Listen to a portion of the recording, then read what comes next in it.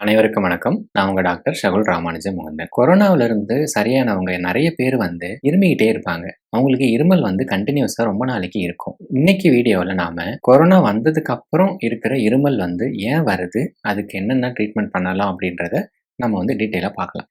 வீடியோக்குள்ள போறதுக்கு முன்னாடி சேனலை இதுவரைக்கும் சப்ஸ்கிரைப் பண்ணாதவங்க கண்டிப்பா சப்ஸ்கிரைப் பண்ணுங்க.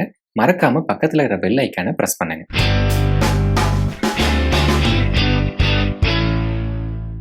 முதல்ல இருமல் எதனால வருது அப்படின்னு தெரிஞ்சுக்கணும். இப்போ கொரோனா வைரஸ் நம்ம நுரையீரலுக்கு போயிட்டு அந்த நுரையீரலை பாதிக்கும்போது நுரையீரல்ல சளி ஃபார்ம் ஆகும். சளி அப்படின்றது ஒன்றும் கிடையாது. வைரஸ் கிருமியும் அதை கண்ட்ரோல் பண்ற நம்ம நோய் எதிர்ப்பு சக்தியோட செல்களும் சேர்ந்தது தான் சளி.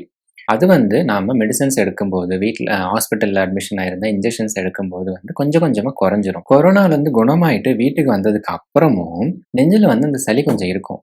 எக்ஸாம்பிளுக்கு சொல்லணும் அப்படின்னா, இப்போ ஏதாச்சும் ஒரு இடத்துல ஃபங்க்ஷன் நடந்துச்சு அப்படின்னா, ஃபங்க்ஷன் முடிஞ்சதுக்கப்புறம் நிறைய குப்பை சேரும். அந்த குப்பையெல்லாம் க்ளீன் ஆகிறதுக்கு கொஞ்சம் டைம் ஆகும் இல்லையா? அதே மாதிரி தான் கொரோனாவிலேருந்து சரியானாலும் நம்ம நுரையீரலில் தேங்கி இருக்கிற அந்த சளி கொஞ்சம் வெளியில் வரத்துக்கு நாள் ஆகும்.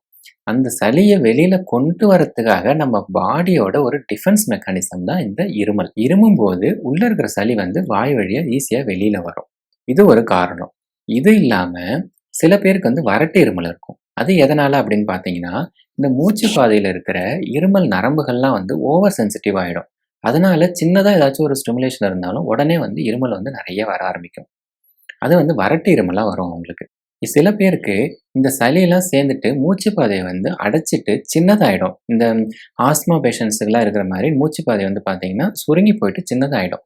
அதனாலேயும் அவங்களுக்கு இருமல் அதிகமாக வரும். மூச்சு விடும்போது விசில் அடிக்கிற மாதிரி சவுண்டு கேட்கும். இந்த 3 காரணங்கள் தான் பொதுவா இந்த இருமல் வர்றதுக்கான முக்கியமான காரணங்கள். சரி, இதுக்கு நம்ம வீட்டுல என்ன பண்ணலாம்? எந்த வகையான இருமலா இருந்தாலும் மெயினா நிறைய தண்ணி குடிக்கணும். ஸ்டீம் இன்ஹலேஷன், அதாவது ஆவி பிடிக்கணும்.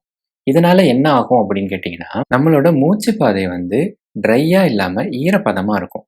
அப்படி ஈரப்பதமா இருந்துச்சு அப்படின்னா உள்ள இருக்கிற சளி ஈஸியா வெளியில வர்றதுக்கு அது ஹெல்ப் பண்ணும். அது மட்டும் இல்லாம இந்த இருமல் நரம்புகள்லாம் ஓவர் ஸ்டிமுலேட் ஆயிருக்கிறது ஆவி பிடிக்கும் போது அது கொஞ்சம் சமாதானம் ஆகும். அதனாலே இருமல் கம்மியாகும். 2வது, வீட்டில் இருக்கிற இஞ்சி, துளசி, தேன் அதெல்லாம் நீங்க எடுத்துக்கலாம். அதெல்லாம் நல்ல இருமலுக்கு ஒரு நல்ல ட்ரீட்மெண்ட். 3வதா, இந்த வறட்டு இருமல் இருக்கிறவங்க காஃப் சப்ரசன் சொல்லக்கூடிய சில இருமல் மருந்துகளை சாப்பிடலாம். இருமும் போது சளி வர்றவங்களுக்கு மியூகலைட்டிக்ஸ்னு சொல்லக்கூடிய இருமல் மருந்தை அவங்க சாப்பிடலாம். சில பேருக்கு இருமும் போது அந்த வீசிங் சவுண்டோட இருந்துச்சு அப்படின்னா ஆஸ்துமா நோயாளிகள் யூஸ் பண்ற மாதிரி இன்ஹேலர் மருந்தை யூஸ் பண்ணலாம். அதனால அவங்களுக்கு இருமல் கம்மியாகும். அந்த மூச்சு பாதையை கொஞ்சம் விரிவடையும். சரி, இருமல் பொதுவா எல்லாத்துக்கும் இருக்கும்.